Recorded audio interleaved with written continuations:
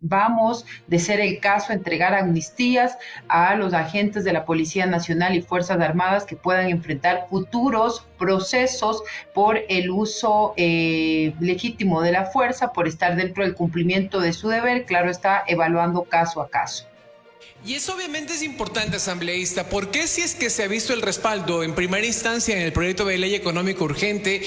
que se envió semanas atrás? Ayer también se aprobó la ley energética con 131 votos, el respaldo al trabajo que desarrolla el gobierno nacional y a la policía con votos unánimes de 135, votos que no se habían visto históricamente en la Asamblea Nacional. ¿Por qué considera usted que el presidente Daniel Noboa, en un primer paquete de preguntas, mandó 10 de 11 que pueden ser tratadas en la Asamblea Nacional? Bueno, nosotros estamos apoyando en este momento todas estas acciones, pero también le hemos manifestado al presidente de la República que es una equivocación enviar un paquete de preguntas que se pueden resolver vía Asamblea Nacional y que la Asamblea puede tramitar estos proyectos. Y de hecho ya lo estábamos haciendo en la Comisión de Justicia, de la cual yo soy parte, y que de esta forma se le puede ahorrar más de 60 millones al Estado, y ese dinero invertir en seguridad, en la seguridad de repotenciar a la Policía Nacional, a las Fuerzas Armadas, en repotenciar a la función judicial y hacer un debido depuramiento que en este momento también es urgente. Nosotros le hemos hecho un llamado también al presidente de la República que si él cree que hay alguna reforma que aún no esté incorporada dentro de lo que la Asamblea Nacional está trabajando y que se ha comprometido en aprobarlas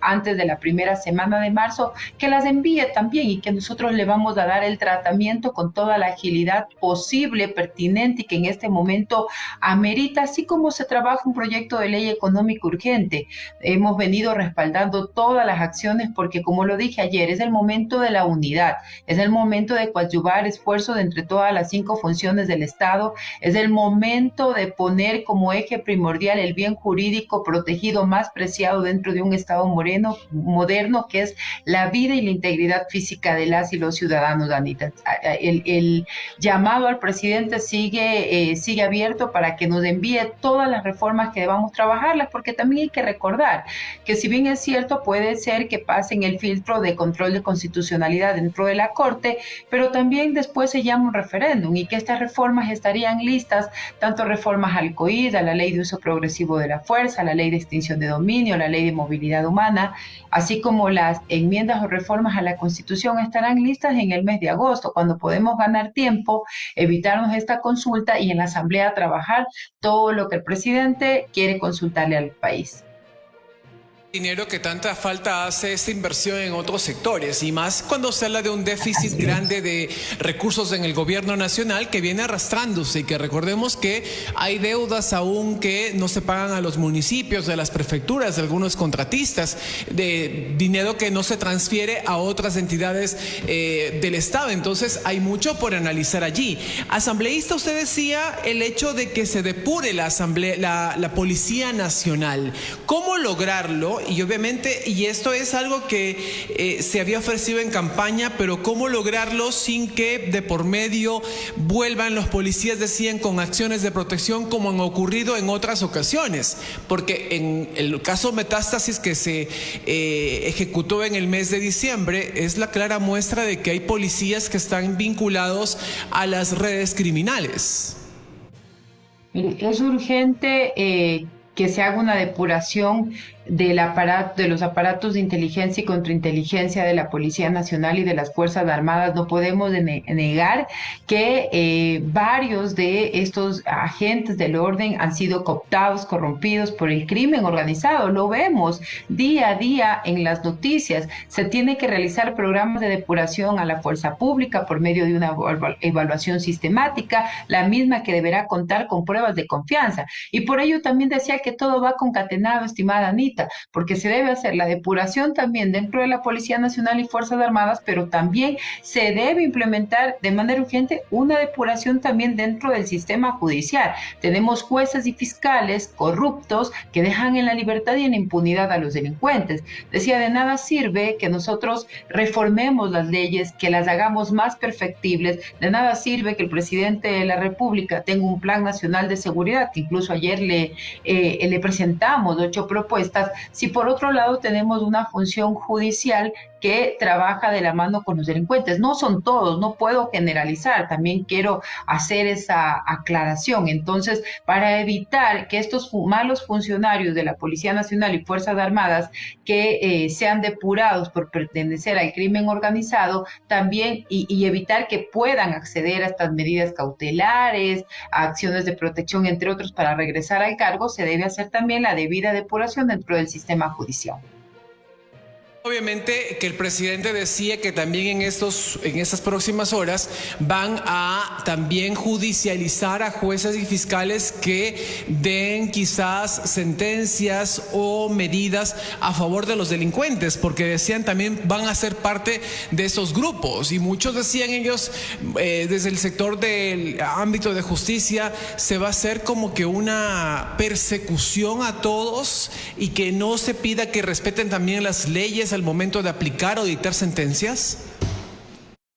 Lo que pedimos es que se apliquen las leyes, que se aplique la Constitución, que la ciudadanía pueda tener acceso a un debido proceso, a la tutela judicial efectiva, a la seguridad jurídica, pero tampoco podemos negar que en este momento es inherente que se realice una evaluación integral a los servidores judiciales de trabajar en una reforma del sistema judicial respecto a la conformación del Consejo de la Judicatura para tener también operadores de justicia probos, honestos, y para garantizar que los delincuentes enfrenten todas las consecuencias por sus delitos por medio de una justicia ágil y eficaz. No va a ser una cacería de brujas, no va a ser una persecución, y creo que en este momento tan delicado y tan crítico por el que atraviesa el Ecuador, ningún funcionario de ninguna función del Estado puede negarse a que le realicen una evaluación y que se haga un seguimiento y que se haga depuración, ¿no?, del sistema judicial, de la Policía Nacional, de las Fuerzas Armadas y de las otras funciones del Estado, porque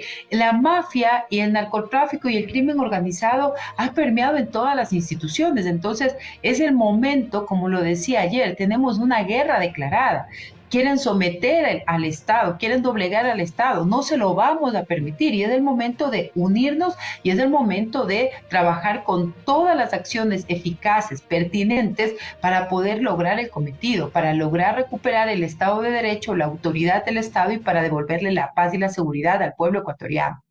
Asambleísta, pero aquí vale hacer un contexto o un análisis de todos los que están involucrados en un proceso judicial. El día de ayer la propia Fiscalía General del Estado publicaba en su cuenta de X un documento en el que decía que en la provincia del Guayas se iba a desarrollar una audiencia de flagrancia, dice prevista para el día de hoy por una presunta extorsión. La Fiscalía informa que dicha diligencia no se desarrolló debido a que el parte de aprehensión de los implicados no llegó a tiempo de la flagrancia, y que ellos iban también a solicitar que se investigue por qué no llegó a tiempo ese parte que hizo que el juez declarara la ilegalidad de la aprehensión de esta persona a costa de los agentes aprensores, pues el parte llegó minutos después de vencida la flagrancia. El hecho se investigará, sin embargo, para evitar estas situaciones se dispuso la coordinación directa entre policías y fiscales, dice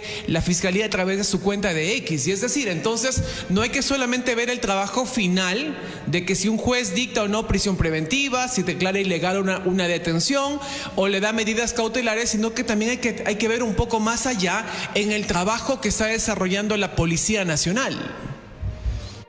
Ello he señalado también, Anita, que hay que repotenciar las capacidades estatales, no solamente para sancionar, sino también para prevenir, para investigar y para poder también cuidar de que no existan precisamente acciones como las de ayer, porque muchas veces no llega, los jueces se valen de lo que acaba usted de mencionar, no le llegó el parte, entonces como no hay el parte declaran una detención ilegal. Entonces hay que coordinar y hay que prevenir que estas acciones no sucedan. ¿Para qué? qué? Para que nadie quede en la impunidad. O sea, este es un trabajo que se debe hacer en conjunto. No es un trabajo solamente de una función, es un trabajo en conjunto, como lo decía, de la Fiscalía, de la Función Judicial, de la Policía Nacional y de todas las instituciones competentes en materia de seguridad. Por eso el trabajo es muy arduo. Y lo decía también, este periodo de transición que tenemos la función ejecutiva y la función legislativa nos aboca a que dejemos sentadas las bases sólidas para recuperar el Estado, para recuperar el país